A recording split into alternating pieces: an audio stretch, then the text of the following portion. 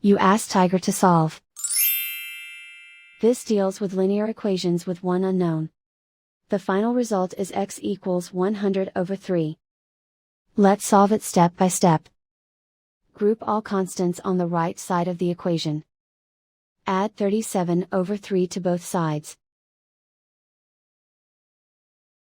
Combine the fractions. Combine the numerators. Reduce the zero numerator. Simplify the arithmetic.